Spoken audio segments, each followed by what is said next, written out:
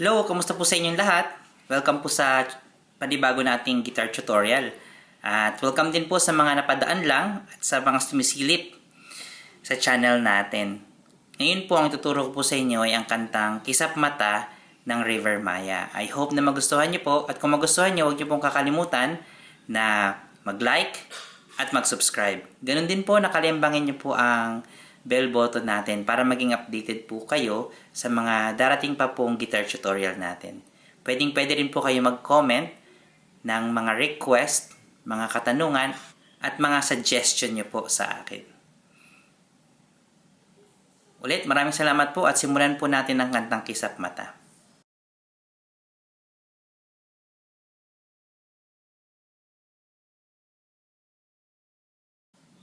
Sa kantang Kisapmata, ang tuning po natin dito ay standard tuning. E, A, D, G, B, E.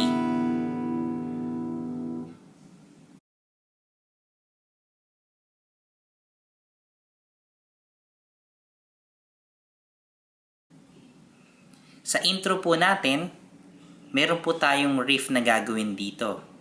Kung beginner po kayo at hindi nyo pa po kayang gawin to, pwede nyo rin pong gawin yung pattern ng chords na ito. So, ang chords po natin ay D, E minor, A, at G. Sa intro, 2 times po natin gagawin yon. Ang strumming po natin dito ay down, down, up, up, down. So, ulitin ko po, down, down, up, down. Pag nagawa nyo po yung pattern na yon or yung strumming pattern na yon, then switch po ng panibagong chord. So, para po siyang ganito.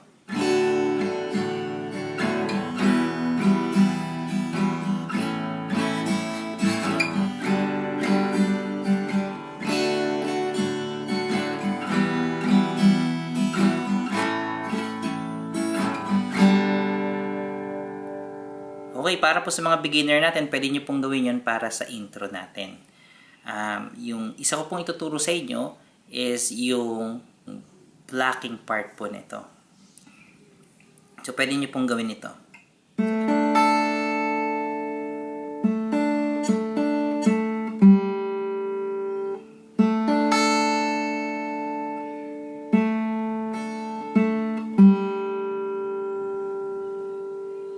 Okay, kung hihimay-himayin po natin to by section, ang first po natin gagawin is lalagyan na po natin index natin dito sa 2nd fret, 3rd string. Tapos yung middle po natin, lalagay po natin sa 3rd fret, 2nd string. Yung pinky, lagay lang po natin sa 5th fret, 1st string. So, kakalabatin lang po natin yung 3, 2nd, and 1st. Okay? Tapos po, 3, 2, 3, 2, tapos 3, tapos tanggalin lang po natin yung index natin, open string, ng 3. Ulitin ko po, dahan-dahan.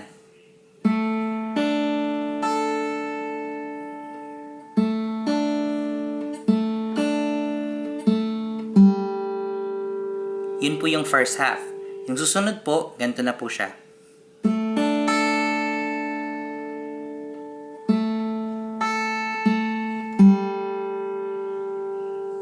Okay? So, ganun po ulit yung form natin. 3, 2, 1. 3, 1, 3, open string, 3. Okay, dahan-dahan po.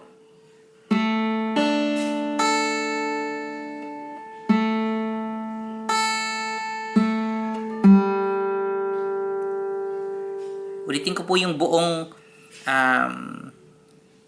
yung dalawang part na to magkasama.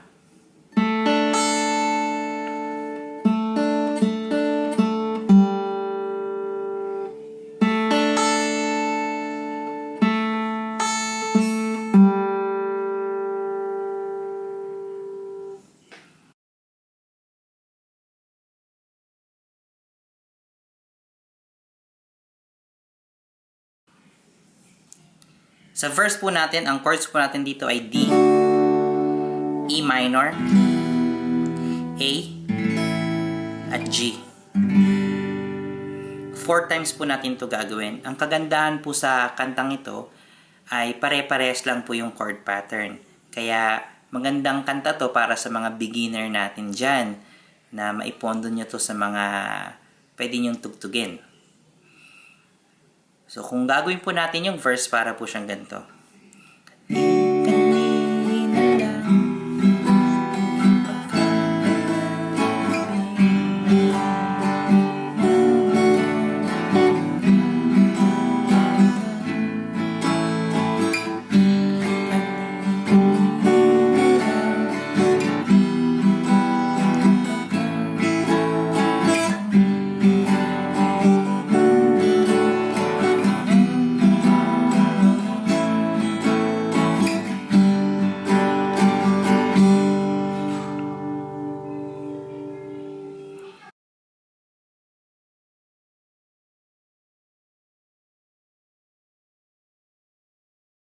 Sa chorus natin, same chords po tayo. D, E minor, A, tapos G.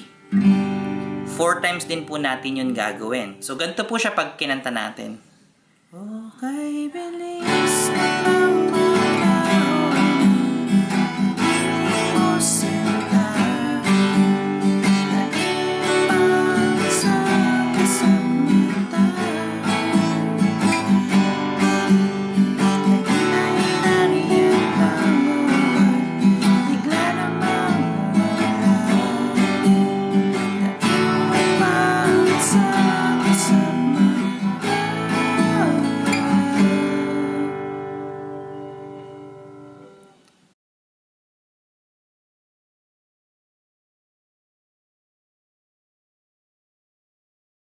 Sa instrumental po natin, ang chords po natin dito ay D, E minor, A, and G.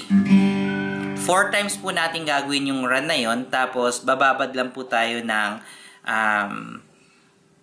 strum dito sa G bago pumasok yung susunod na part. So para po siyang ganito sa solo.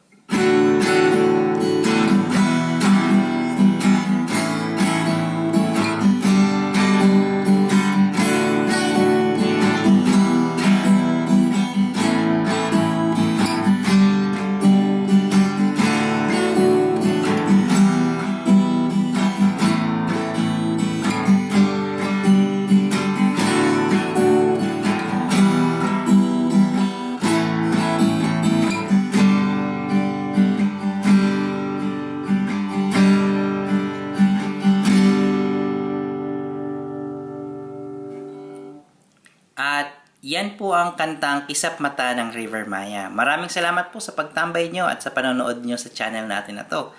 Kung nagustuhan nyo po ito, huwag nyo pong kakalimutan na mag-like at mag-subscribe.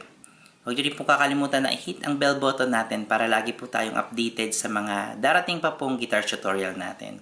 At ganun din po na welcome po ang mga request at ang mga tanong at ang mga suggestion nyo.